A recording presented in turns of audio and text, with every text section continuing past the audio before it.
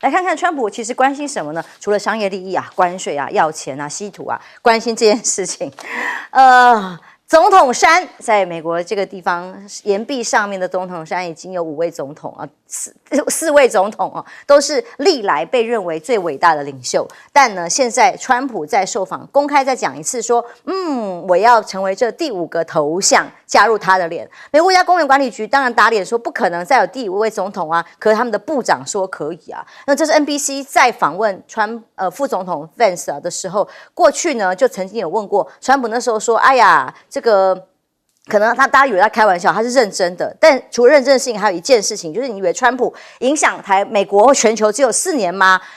不是开玩笑的。他说呢，延续第3任期呢，包括用 Vance 副总统当选去参选，到时候把授权给他为例子，是其中一个方法。但不会只有一种，还有其他方式。他要延续他的影响力，不只是第3任、第4任吗？还有更久吗？不知道。但美国在川普认定4月2号叫做解放日。解放日叫什么？就是他把关税最公平的美国都被剥削了，要把钱全部抢回来，所以宣布对等关税的日期明天。就是迫在眉睫的日子。他说我们会非常仁慈，但对其他的国家来讲，或是美国自己，会不会是一种劫难日呢？因为白宫宣布的地点已经决定了，在白宫玫瑰花园这里开记者会。以美国利益、以国家为基础，关税计划。华尔街日报则是说，美国有可能把针对贸易伙伴对等关税，本来是 30-15 嘛，他说我没听过什么15-20的，没有，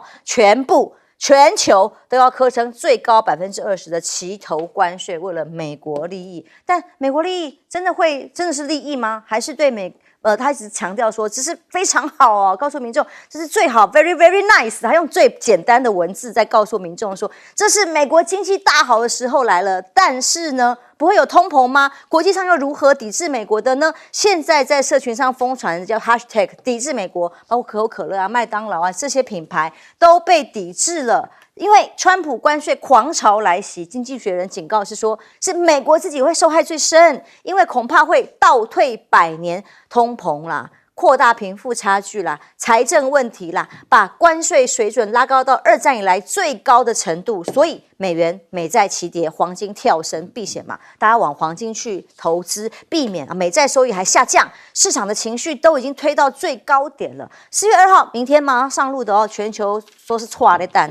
触发的各种可能的因素，包括对 SWIFT 美元结算都会有重大的挑战，尤其是金砖国家未来是不是有自己想尽办法来去叫做抵抗美国的侵害的模式，反而会更团结哦。包括美元美债不再安全的时候，汇丰就说黄金才是终极的避险资产，市场的王道在这里。贝莱德的 CEO 说，美债目前全球最大的资产公司说的国债在美债成长速度太快，倘若再不控制债务跟赤字，数位资产呢，包括比特币这些虚拟币都可能比美元还要安全。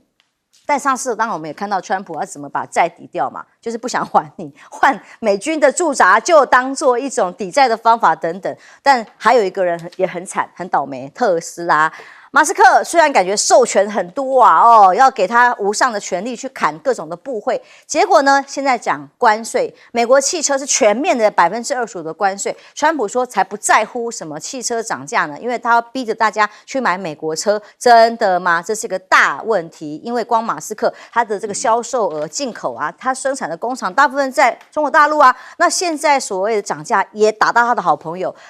甚至德国看到很多的抗议团体去闯进他的门市拒买马斯克的车辆特斯拉还有美国境内也一样，到处有抗议烧特斯拉，开特斯拉很危险所以马斯克终于在接受福斯新闻访问的时候说，他表示计划5月他就要辞掉效率部职务了啦。因为到时候他会帮忙削减1兆美元的联邦赤字之后，他得回去经营企业了。否则的话，川普会说，他想回去，我会尽可能留住他。但问题是，他的公司再这样下去，股价腰斩1半，然后公司经营影响很大。欧洲国家抵制车子，那怎么办？当然冲击非常大。赖教授看到川普想成为最伟大的总统，他很有可能真的是美国最伟大的总统啊，让美国可以倒退回100年的最伟大的总统，大家都会记得他啊。也就是说，原来今天啊，美国人的日子过得还不错啊，结果美国可能会越来越糟糕，然后大家过到最后啊，退回100年，这是一个怎么想象的一个？那也就是年均所得不到1万美元。人均所得不到1万美元的美国，还是什么样的美国？我想这个是不可思议的事情。但我相信啊，不会发生这种事哦，因为川普这个人的特点就是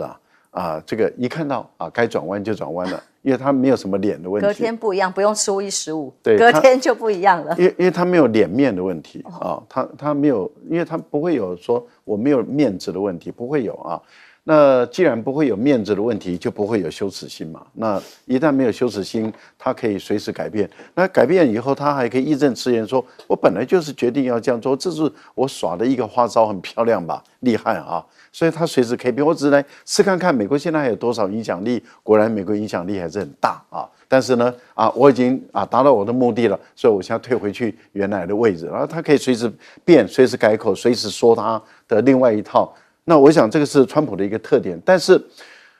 美国并不是世界上最强大的贸易国家哦，不是，中国大陆才是，因为我们要看的是进出，但是美国却是全世界最大的那个消费国，也就是说，它的出口跟进口加起来没有超过中国大陆的进出，但是美国的进口超过中国大陆的进口这一点是真的。好，那因此美国的关税就会起作用嘛，因为它是最大的进口国嘛。那它会起作用，那它对谁起作用呢？跟美国的贸易，尤其出口到美国的贸易的国家越高的影响就越深，出口越少的影响就越少。我想这个是大家都知道的一个常识。那谁跟大陆出口最多？欧盟是排第1名，15000亿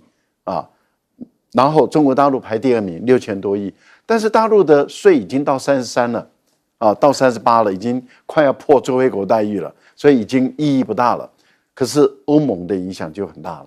那换言之，也就是说，美国的盟国影响最大，非盟国影响最小。例如说，俄罗斯影响最少，伊朗影响最少，朝鲜几乎没有影响那非洲有很多国家影响都不大，所以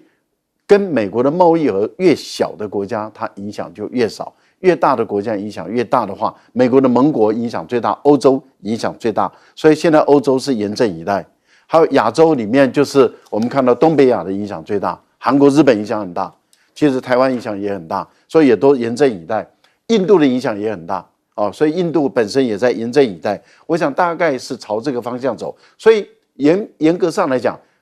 川普的关税影响最大的是美国的盟国，那所以美国的盟国对他的不满的情绪也拉到最高点。但是如果说要把比特币说成说是未来的世界的储备货币，我觉得言之过早，因为至少我们已经看到了中国大陆是不接受比特币的。那不接受比特币，而中国大陆是世界上在平准购买力来讲是最大的经济体。他不接受比特币的话，比特币怎么可能成为一个国际间所通用的储备货币？我想这个贝莱德，我怀疑他有在炒作这个比特币，我怀疑而已我不晓得当然要看那个贝莱德他自己会不会承认。但是川普想把他的肖像放在黄石公园嘛国家公园，对，超过了啦，川普争议性太高的总统还是不要放上去了。放上去，你以后每次被人家喷漆难看不要忘记国家公园管理处的预算人员都在被删减连管理都不够了，还要把山打着成第5张脸。不过有很多狗腿，他们会去帮他出钱来磕，真是。哎呦，委员怎么看这个？除了要打出第5张脸，他任期要延续下去不止4年对啊，这个我就不晓得这个宪法的这个修正案，美国宪法修正第22条，它里面讲很清楚，就是说你担任这个职务就是2次，就2届，你要怎么去改？因为这个东西是这个美国国会通过以后，1947年，然后呢经过各州去投票，这样出来的一个结果。所以当时其实这个是有个故事小罗斯福总统当了连任4届，就选赢4届，最后1届没有做完死掉了，杜鲁门接任。杜鲁门接任以后呢，把任期做完，然后自己再选上啊。我跟你讲，共和党的人吓坏了，认为你杜鲁门很可能又像小罗斯福总统又连续选赢4届，那这样共和党就不要当总统了。4届加4届就8届了，1届4年，就32年都是由你共和党在当总统了。所以他们提出宪法修正案就22条，国会通过了，然后交给各州去投票，所以最后顺利通过了。所以这个棒子呢，其实没有打到杜鲁门，因为杜鲁门后来就早就不想干了，他觉得太疲惫这个工作，他想回到密苏里的老家去过日子了。这棒子打到了艾森豪，因为艾森豪是一个像雷根一样非常受欢迎的总统，不管他的政绩如何，他的个性大家就是非常喜欢，又是个大战的英雄，所以如果说是没有这个宪法上的限制的话，没有这个修正案，艾森豪绝对可以选上第3任的总统，没有什么约翰甘乃迪的事情，他绝对没有约翰甘乃迪可以当总统的事情。所以现在要讲的一件事，就这么多年来，美国人都已经接受了这个，就是总统就当2年，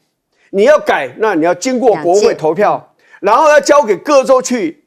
慢慢的投票。你知道那个宪法的这个修正案，国会通过的时候是1947年，各州完成批准1951年的，要多少年呢？所以你今天参众两院在你川普手上，在你共和党手上，就是参众两院通过，你交给各州去批，因为共和党说绝对慢慢给你搞嘛，你怎么可能批得出来呢？所以川普说他还有别的方法，当然他们讲其中的方法是什么？就是 Vance 他当现在副总统出来选总统，他当副总统，选上以后 Vance 就下台辞职。我可以告诉你，这个事没有那么简单。你总统辩论的时候，记者绝对问你，很多的媒体都会问你，而且选民知道你们有这一套轨迹要这样干的话，投票就不会投给 Vance。而且我跟你讲 ，Vance 的态度，他对欧洲讲话那种态度，在国内对民主党那种态度，我会跟你讲，很多百姓也认为他对跟川普的个性有过之而无不及。我的Vance出来选也不会上，所以我还是觉得川普真的不要想太多，你好好把这一任期做完早点回家睡觉，这世界比较太平，比较平安，这样比较好了。没有他想继续做下去，而且还有各种方法。狂人说的话要认真想，他还真的有做一些方法的可能性。将军，我认为这个川普的这个要对全世界课20%的这个齐头。解放对齐头的这种关税我认为这个是没办法治标，更没办法治本，因为美国的通货膨胀严重，大概因为现在的通膨大概2.9到3.3之间在这边摆荡，也都算高了。我们台湾的话，能够只要超过1%都感觉到这个物价上涨非常明显，但它已经在2.9到3.3之间摆荡。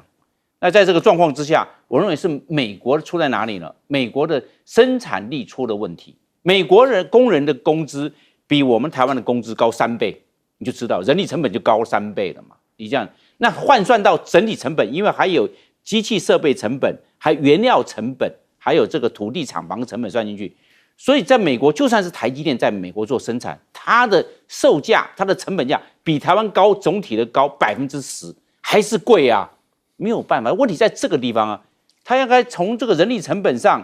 来看呢，因为美国东西就是贵。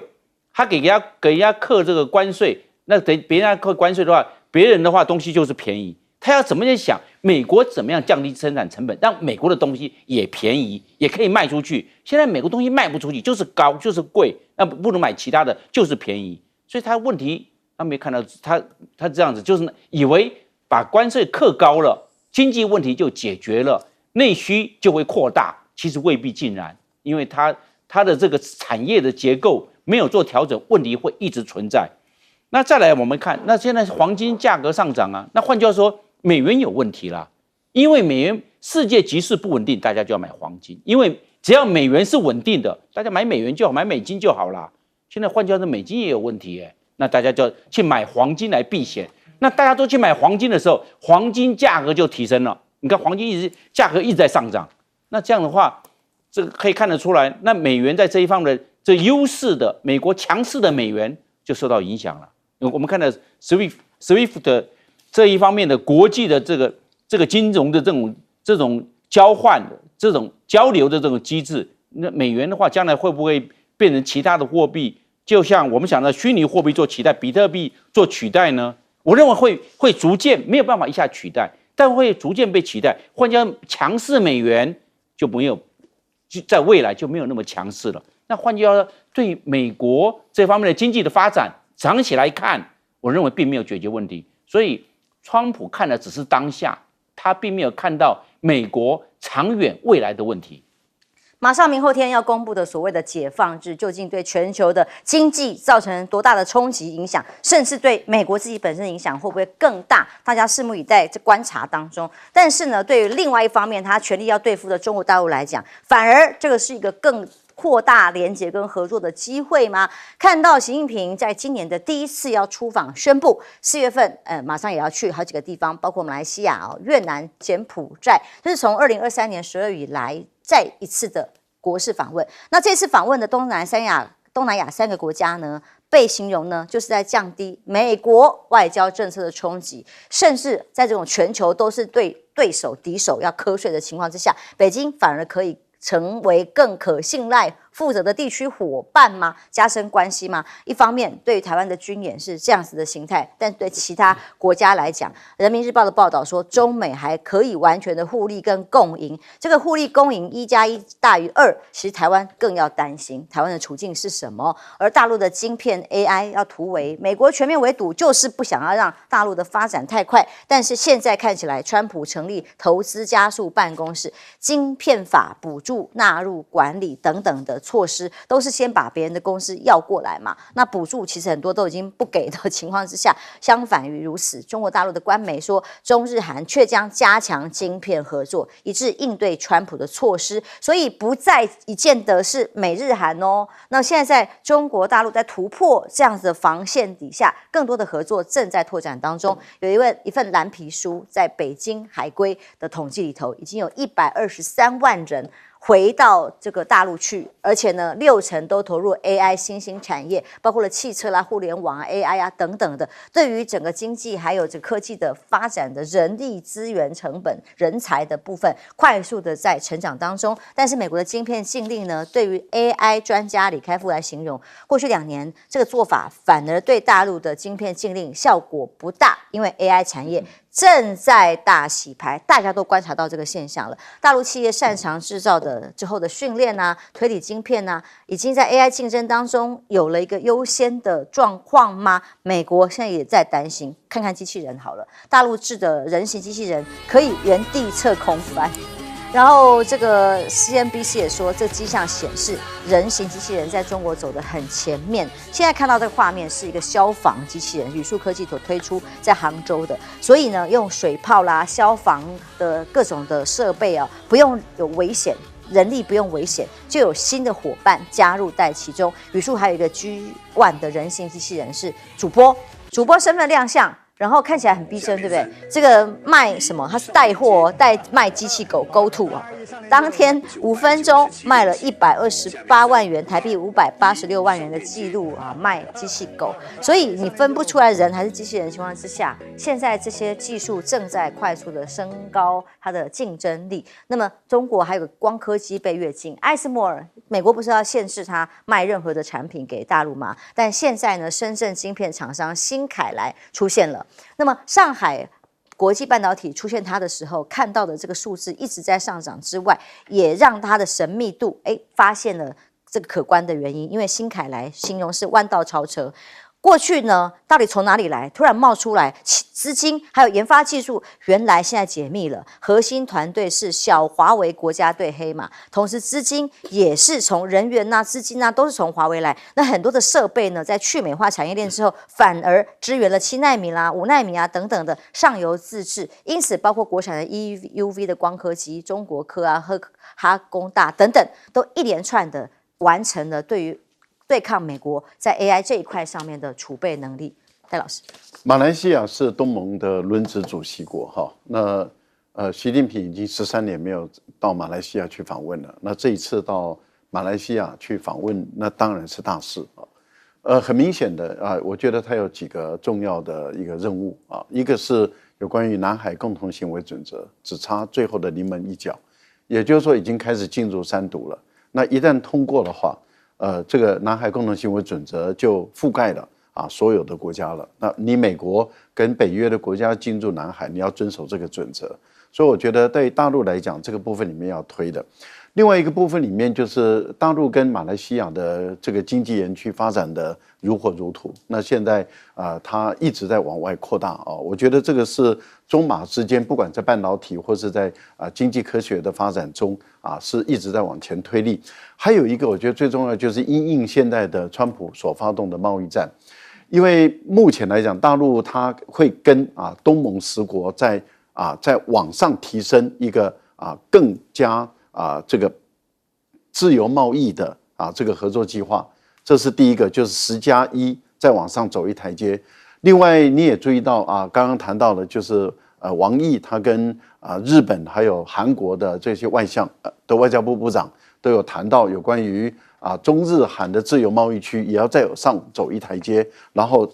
产业供应链要畅通的这样的一个。那未来我估计就是这一次也要把这个10+1发展到10+3，都往上走一台阶，因为韩国跟日本最近受到这个美国的贸易的压力很大，的关税压力很大，它需要再打开市场。要打开市场，中国大陆是广大的市场，另外东盟国家也是广大的市场，而东盟国家也承受的美国的贸易的压力。虽然中国大陆是第一大贸易伙伴，美国不是，东盟国家但是当美国这边的关税拉起来以后，对东盟也会产生影响，东盟的货往中国这边移动的可能性也会出来，而中国更多的产品往东盟移动来覆盖美国的产品，我觉得这个机会都很大。那这样的话，让这个整个亚洲的经济体就越做越大，美国就越来越边缘化了。例如说，假设美国跟日本、韩国的贸易额在减少，然后日本跟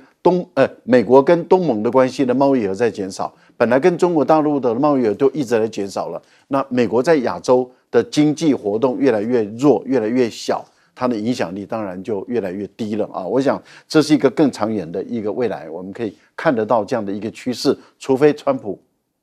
那个发夹弯又改变了那改变的可能性也存在，但是我们看着办嘛。明天后天如果一旦公布普遍性20%冲击面大的时候，台湾的股市还能不能国安基金护得住，我们也不知道。今天很用力护了已经很用力护了然后但是量不大股市虽涨量不大，这才危险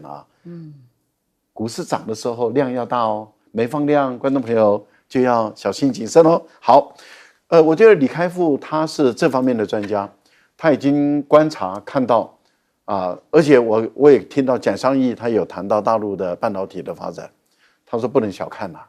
他的估计也是认为不能小看那现在这个各种好的消息对大陆来讲，好的消息就开始一个一个冒出来了。它不只是机器人，最主要还是在晶片这个部分。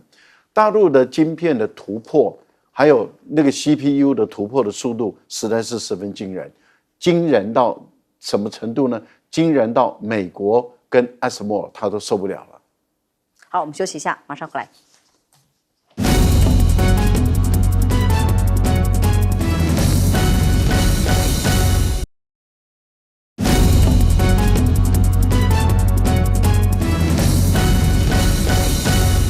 世界局势变化之快，很难有人过去可以想象，今天美国会变成今天的美国，而关税成为这个全球性的大战，居然就在川普一个人的手上。所以，当川普要对付全球的时候，中国大陆习近平要去访问东南亚，这个代表一种战略各自的调整。其实，中国大陆早就有危机感了，所以他对东南亚的关系是一直在努力的在强化。你帮印尼造那条铁路会赚钱吗？是贴本在造的，那为什么会愿意造呢？还不是想要改变、强化跟东南亚的这种关系嘛？因为你看泰国总理刚刚才回到这个泰国访问中国大陆，所以你去看，就是说中国大陆觉得美国的市场会越来越难进入。而且美国对东南亚，包括欧洲国家，对东南亚的这种经营会越来越厉害。原因在于说，经济的发展看起来有一点东方升起、西方降的这种感觉。你看欧盟这几年来，其实整个的经济的状况并不好，反而东南亚这一带、亚洲这一带，这欣欣向荣。好，所以我觉得中国大陆就是知道美国跟美国关系只会往下走，要改善很难。所以呢，它受到美国经贸上的这样一个阻止进入的情况会越来越严重，所以他就只好要把东南亚这块饼把它做大。而且东南亚事实上对他来讲，不是只有那一种很实质的那种利益啊，这里面还有华人。你看在马来西亚这么多华人，印尼这么多华人，是泰国，你看他总理里面多少人都有华人的这种血统，所以对中国大陆来讲，这还有一种感情的问题。当然，这种感情也让他在经营的时候会变得比较的容易，比较的顺手。你看尹拉他们这个家族就塔信他们这个家族他们也回去这个广东去拜过，对不对？其实这个马可斯他们也这样做过了对。那而且当然还有一些实际的好处的原因，是因为很多人大概不敢相信，2024年去年的8月。中国大陆从马来西亚进口的石油是750万桶，对不对？仅次于从俄国进来。第一个，马来西亚本来它的石油的产量它是在增加的，在全世界目前要排24。可它的那个对中国大陆来讲，马来西亚的好处在哪里呢？它很近嘛，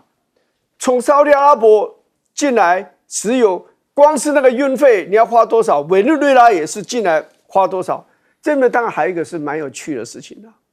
你知道像伊朗的石油，还有委内瑞拉的石油，它很多的转运站是在马来西亚。换句话说，他们那些石油要卖到很多的国家去，怕得罪美国，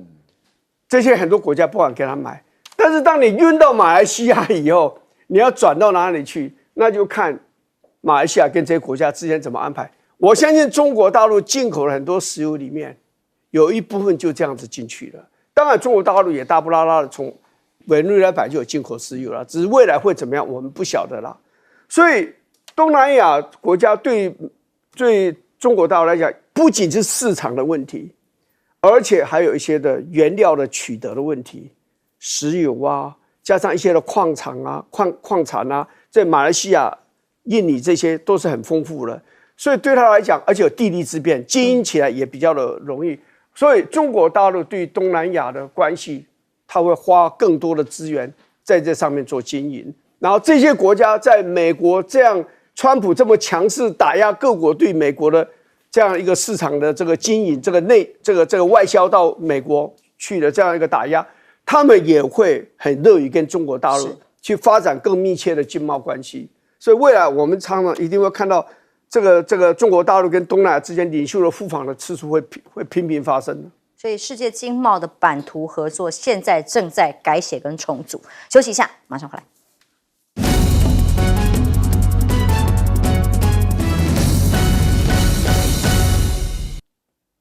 人类下个世纪决战 AI， 现在怎么看在中美的对抗？我认为这个产业革命由工业革命，然后进入这个 AI 革命人工智能，将来这个机器人现在是科幻产品，马上就要变成这个生活必需品了。以后用长照机器人嘛。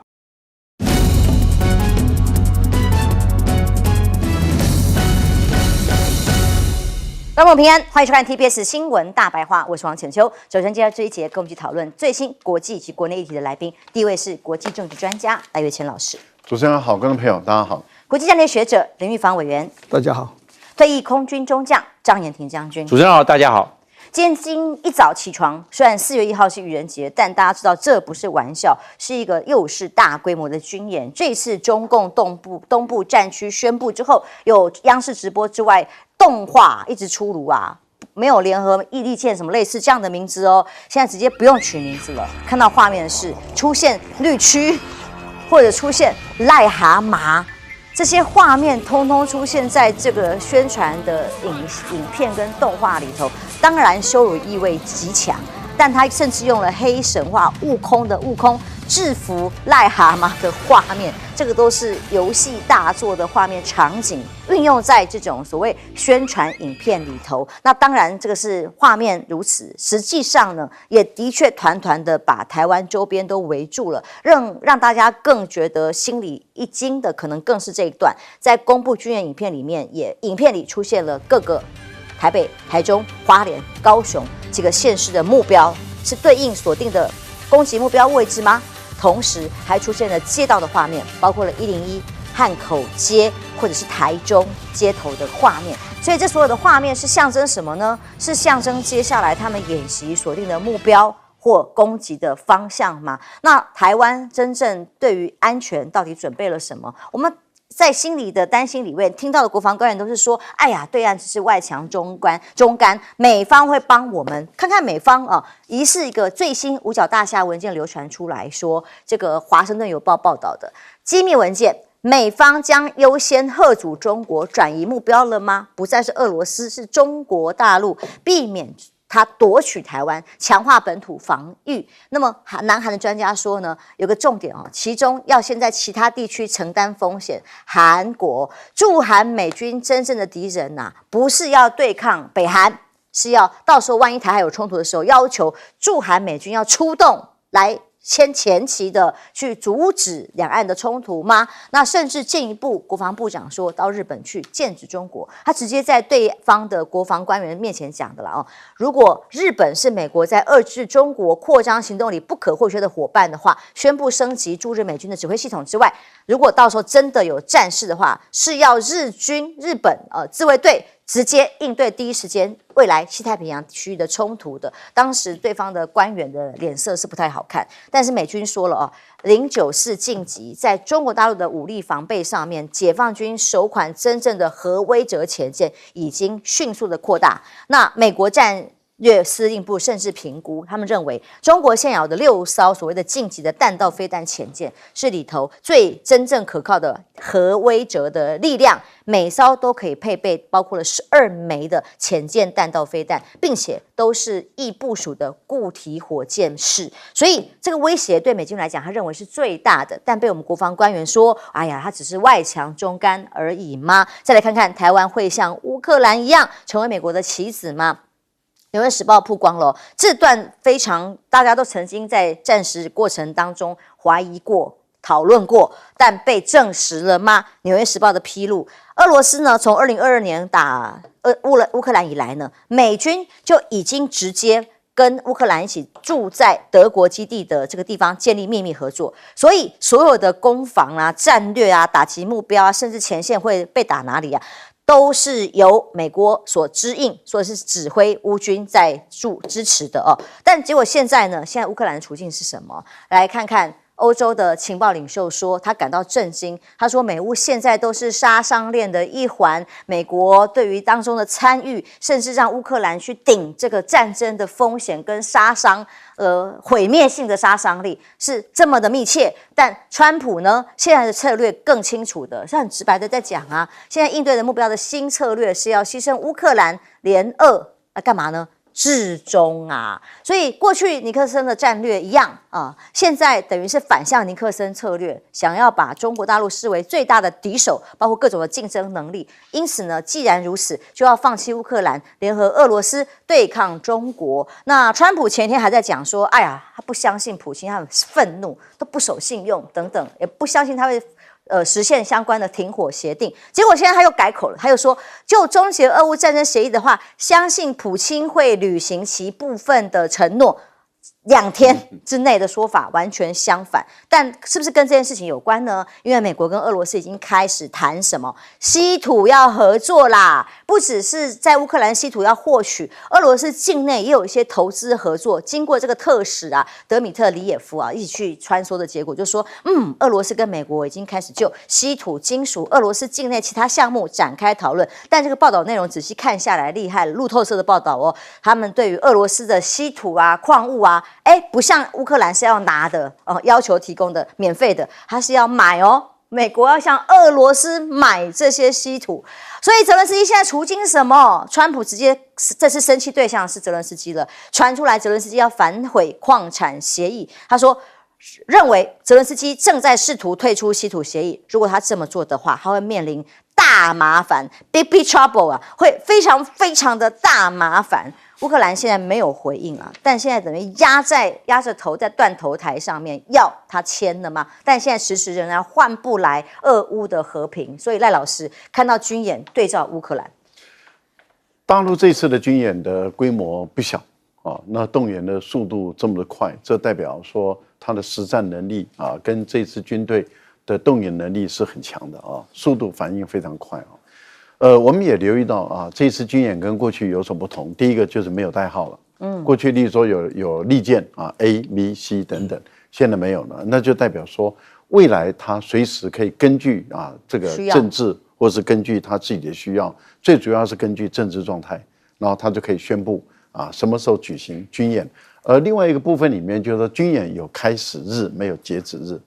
4月1号开始，但是并没有说什么时候结束。以往我们的军演有时候是3天，有时候5天，有时候7天，有时候2个月，但不管多久都有个截止日，他没有，所以他只要完成他的演习的目的，达到他的目标，他就可以停止了。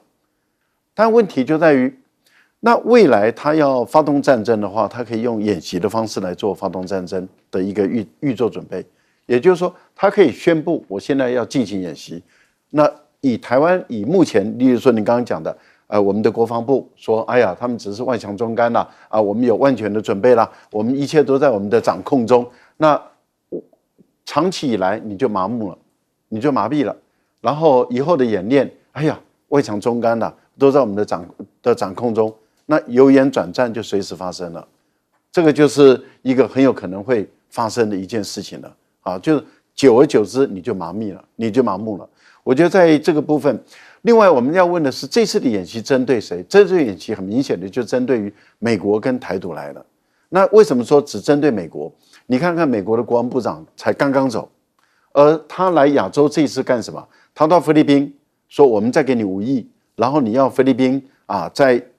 南海这个地方，还有在台湾这个地方你要介入，所以他会在菲律宾跟这个台湾之间的巴士海峡的巴丹岛要举行联合军演。好，这个是菲律宾。菲律宾讲完以后到日本，然后就跟日本说台湾有事就日本有事，然后你要担任起更多的一个责任。这个当然菲律宾的这个国防部部长那个脸色难看到极点了。那我要担任更多的责任，我要介入台海的战争，那我的本土本身也会成为解放军整个作战的一个对象。那我日本要莫名其妙，平常讲一讲可以，可是你如果真的要我这样做干什么？那接着呢，大家在看说，那你这个国防部长，美国的国防部长来之前，你干了什么事？哦，他签了一个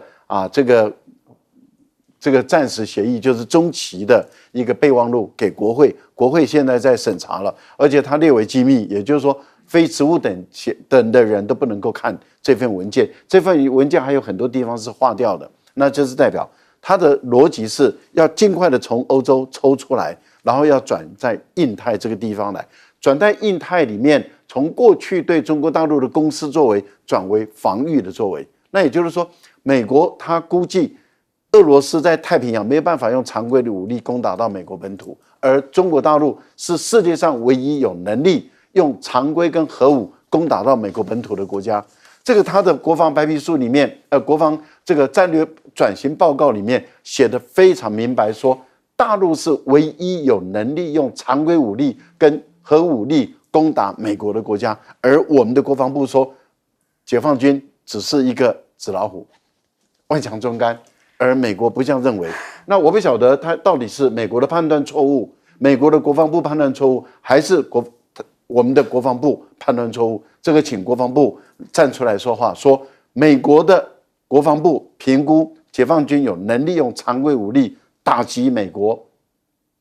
而你说没有，你说大陆是万强中干，你等于是直接否认美国国防部的评估，这个你违反赖清德的主张。美国的话都不能怀疑，也不能否认，你怎么公然否认美国的评断呢？这个是大逆不道的啊！委员，现在到底美方的战略调整，你认为在川普任内最清楚的是什么？那么当然，要求日本、韩国、菲律宾的角色跟任务。那对于中国大陆的全面的要拒止，并不代表保护台湾啊。台湾现在这个麻木的状态，恐怕是非常重大的警讯。其实谈到战争哈，我们都要非常谨慎，甚至要几分的保守，因为战争是人类的活动里面最难预测的，而战争也是人类在地表上最艰难的一种行动。所以谈到战争的时候，其实要戒慎小心，因为我们自己真正所知道的，跟最后会发生的那个事情，是会有很大的差别的。所以很多的战争，不是说你认为不会爆发就爆发了。在国际政治学上，人家有特别，你去找很多的文章都在谈，这个战争根本不应该爆发了，为什么最后爆发了？就是证明说很多战争根本不是我们所可以预测到的。赎罪日之战，以色列这个国家每天都在戒备打仗，害怕敌人偷袭他，高度戒备的国家，在赎罪日的时候，竟然大家都在参加宗教活动啊，或者休假啊，你知道萨达特这样就突击就攻上来了，所以连以色列这么紧张历史还有现实的环境，都让他知道365天都要戒备，国还是被攻了。这是哈马斯打以色列，以色列有预测中吗？他的摩萨德是全世界的情报组织里面算是非常杰出的，以色列犹太人之聪明，他们各种的监控的设备之好，这个加沙走廊就在他眼皮底下，结果他们对他进行这么大规模的攻击行动，打到以色列境内去，杀这么多人，还带走俘虜这么多人，以色列一无所知啊。所以我们就要讲啊，第一次世界大战的爆发也是这样子啊。这个塞尔维亚年轻人开枪把菲迪南这个奥匈帝国的继承人就开枪打死了，第一次世界大战就爆发了。本来这些强国之间有恨意，可是彼此都担心恐怖平衡，对，就造成一种平衡，因为他们也担心爆发战争的后果，这样。所以永远不要讲说战争不会爆发啊，这对方只是做样子，你应该想。对方的每一个动作都有可能是要走向战争的第一步，只有这样子，台湾才会变得比较的安全了。然后我要讲的就是说，日本、韩国也好，或菲律宾也好，先讲日本。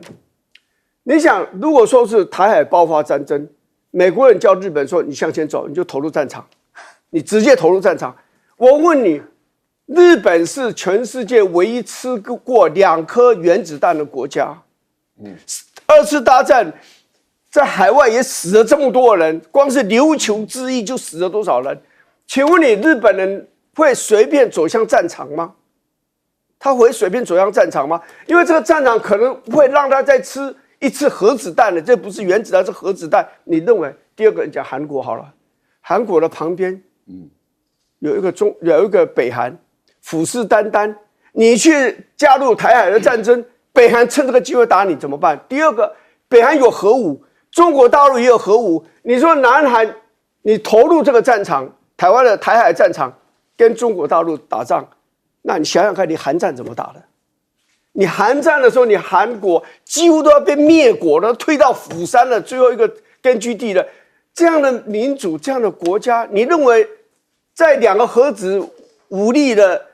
核武的国家的旁边，他会随便投入别人的战争？他难道不会想他可能挨棒子吗？所以我觉得我会比较谨慎小心。我要中国大陆举行演习啊，当然有政治目的，政治上是警告台独，绝对有了；外交上也是对美国提出某种程度的警告，也是有的。但是有没有看到有比较实际的这样一个目的？譬如说，我就训练我的攻击部队，我的海空的力量就做一个训练。我们现在就这样抄表，到时候真的打仗的时候，打击点都出来了，就是这样做，你们就哪个打击位置，然后你就发动什么样的攻击，有没有可能也是这样？过来就情报采集嘛，我进行演习，台湾已经有所因应啊。我的海军要怎么准备？我们的空军、我们的飞机要不要起飞？哪一个基地起先最近、最早起飞等等，他监控、他采集情报啊。好，我打你的时候你会这样动，我就收集好。所以我打你的时候，我就想好你可能要怎么反击，我就到时候就怎么制服你。所以这个东西不要去小看，每一场演习都要花很多的钱。中国大陆也不会无缘无故每天都要搞演习，但他搞演习的时候，一定有在训练他的部队采集情报，这么严肃的目的是有的。我们要注意，而不是想说啊，不会啦，美国现在跟中国大陆关系这么坏，对不对？而且菲律宾、韩国、日本到时候都会来帮忙。你认为菲律宾敢来帮忙吗？这是在壮胆而已啊。我想不要想这么远比较好。是，我就谨慎一点哈。我认为台湾反而会变得比较安全。是，将军就军事专业来看，已经常态的军事演习，这一次有特别不一样的地方在哪？对，他现在没有这个代号，演习代号说联合利剑 ABC 2025没有了，他换教授变成常态围台。那常态围台，这个就是在台海的战场经营。战场经营呢，让他这个对这个整个的台海周边呢越来越熟悉了，熟门熟路了。那他就是让第二个阶段让大家习以为常。他到现在已经到了这个阶段，大家习以为常之后啊，会见怪不怪，就会形成战略麻木。那战略麻木中国大陆要的，因为台湾在这一方面呢，就算这些政府在这一方面，也只能就是说，粉饰太平了，这个大家不要紧张啦，变成这个状况，那大家要习以为常了。这个心态对台湾来讲，警觉性丧失是非常重要的我认为这是个警钟，也讲警钟，这是非常非常，因为大家如果会有那个敌情意识啊，会绷起来啊，那这个环境是有所警觉。那这个没有的话，没有心防了，那这方面的这个心理防卫崩解的状况之下，那很容易让中共这个趁虚而入了。那我们要第三阶段我们看了就是